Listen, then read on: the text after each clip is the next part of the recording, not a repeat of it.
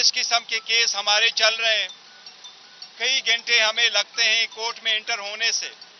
آج almost 1.5 kilometre ہمیں پیدل جانا پڑا. ہماری گاڑیوں کی بھی اجازت نہیں دی گئی. اور اس کے بعد ہائی کورٹ بھی جا رہے ہیں. ہائی کورٹوں میں بھی یہ کیسز پینڈنگ ہے.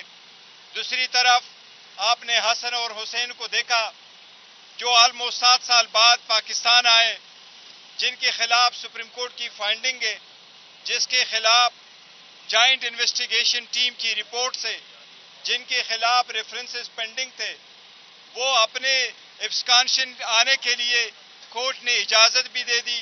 وہ ایک دن پیش ہو گئے اور دوسرے دن ان کے سارے کیسز ختم ہو گئے. یہ وہ کیسز تھے جو کئی عشرے پہ چلنے والے تھے, جن میں ان کے ثبوتوں کی بھی ضرورت نہیں ہے, کیونکہ وہ ایڈمٹ کر چکے تھے ان گھر میں رہنا, اور یہ ایڈمٹ کر چکے تھے کہ انہوں نے اس کا حساب نہیں دیا تھا کہ اس کے خریدنے کے لیے پیسہ کہاں سے آیا اور یہ ملکیت کس کی تھی. آج بھی ایون فیلڈ ایک معمہ ہے, کسی کو نہیں پتا یہ کس کی ملکیت ہے, یہ کتنے پیسوں سے خریدی گئی, کب کیسی خریدی گئی. یہ آج بھی یہ معمہ حل نہیں ہوا ہے, جبکہ اس میں انوالو سارے جو ایلیمنٹس تھے, سارے کیریکٹرز تھے, وہ ایکوٹ بھی ہو گئے. ہم عدلیہ سے یہ درخواست کرتے ہیں کہ ہمیں بھی 45 سال انتظار کر کے پھر یہ نہ کہنا کہ انصاف نہیں ہوا تھا, ڈیو پروسیس نہیں فالو ہوا ہے.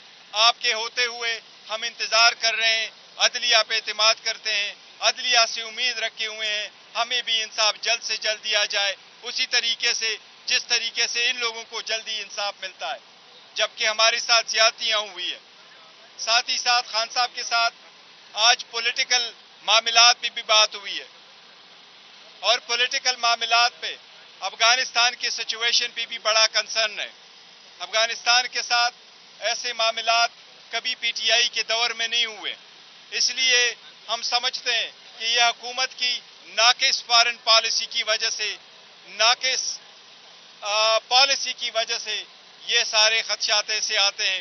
ہم امید کرتے ہیں کہ انشاءاللہ پاکستان کے دفاع میں کوئی کسر نہیں رکھی جائے گی, اور ہمارے فورسز ہمتن پاکستان کے دفاع میں مضبوط ہے, اور انشاءاللہ تعالی دفاع میں کوشش کرتے رہیں گے.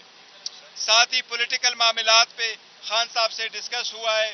آج یونانیمسلی خان صاحب نے ڈائریکشن دی ہے اور خان صاحب نے اپروو کیا ہے. انشاءاللہ تعالی نیشنل اسمبلی کے پبلک اکاؤنٹس کمیٹی کے لیے ہمارے چیئرمین کی طرف مروت صاحب انشاءاللہ ہمارے امیدوار ہوں گے. ہم باضابطہ طور پر اسپیکر کو کل لیٹر لکھیں گے انشاءاللہ تعالی کہ یہ نامینیشن پاکستان تحریک انصاف کے بے کینڈیڈیٹ سنی اتحاد کونسل کی رائٹ ہے, وہی میجر اپوزیشن پارٹی ہے, اور ہم کل مطالبہ کریں گے کہ یہ پوزیشن جو ہے وہ ہمیں دی جائے. گور صاحب, اس وقت جو سب سے بڑا کنفیوژن کریٹ ہوا ہے وہ آپ کی جو پی ٹی آئی کی وکلا قیادت ہے اور سیاسی قیادت ہے. عمران خان صاحب نے آئی ایم ایف کے سامنے جو احتجاج ہوا اس کو کنڈم نہیں کیا, آپ نے کنڈم بھی کیا, آپ نے لا تعلقی کا اظہار کیا.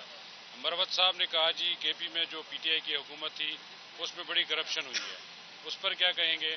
دوسرا یہ بتائے گا جو آپ کی خصوصی نشستوں کا معاملہ اس وقت چل رہا ہے اس حوالے سے کیا اپڈیٹ ہے؟ جہاں تک آپ نے آئی ایم ایف کے لیٹروں کا ذکر کیا, لیٹر ہم نے ضرور لکھے تھے, ان کو یاد دہانی کروائی تھی.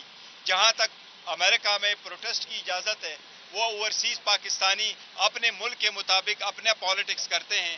ہم نے یہاں سے کوئی آرگنائز کر کے نہیں بھیجا ہے کہ آپ آرگنائز کریں پروٹیسٹ. وہ اگر اپنے طرف سے کرتے ہیں تو ہم ان کو روک نہیں سکتے. وہ پاکستانیز ہیں اور وہ اوورسیز پاکستانیز ہیں, وہ امریکنز پاکستانیز ہیں, تو ان کے اپنے ملک کے مطابق جو پالیٹکس وہ کرتے ہیں وہ یہ ان کا رائٹ ہے. جہاں تک ریزرو سیٹ کا ہے, ریزرو سیٹ پہ ہم سارے متفق ہیں, اور متفقہ طور پر یہ ہمارا ورژن ہے کہ آرٹیکل 51 کے مطابق کسی بھی پولیٹیکل پارٹی کو اس کی جیتے ہوئی سیٹوں سے زیادہ سیٹیں نہیں مل سکتی.